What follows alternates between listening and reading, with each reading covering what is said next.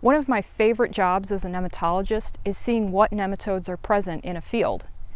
In order to devise a winning nematode management strategy, we need to know what nematodes are present in the field and what their populations look like. Today, we'll learn how to collect soil samples for nematode analysis.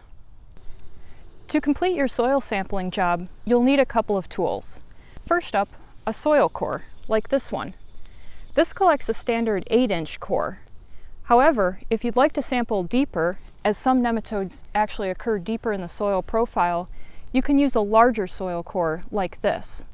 This one can also save your back from bending over too much to collect those soil cores. If your soil is too rocky, you can also just use a standard trowel.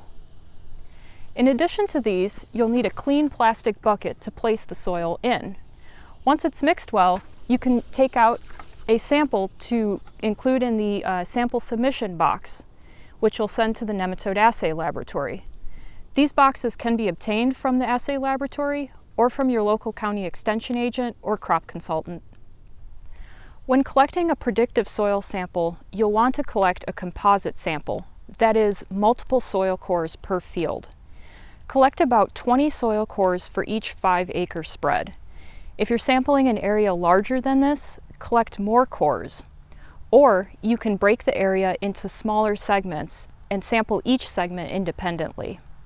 Nematodes are unevenly distributed in the field, occurring in a patchy or spotty areas. It's best to collect in a zigzag pattern across the field. If you sample in a zigzag pattern, you have a higher likelihood of crossing over one of those nematode hotspots. When to collect nematode samples is very important. Nematode populations actually tend to fluctuate over the course of the season. So when we sample in the fall, their populations may be at their highest, which will make it easier for the nematode assay lab to find them and count them. If we're collecting a predictive sample, we'll want to collect this after the previous crop, so we can get nematode counts for the next crop. If we're collecting soil samples for a diagnostic sample, this can be collected during the growing season.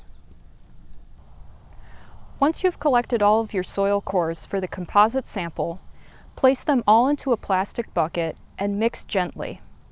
From this, remove a smaller portion of soil and place into the sampling box, like this one.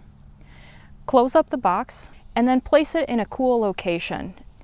You'll want to send the soil samples to the nematode assay laboratory as soon as possible after collecting.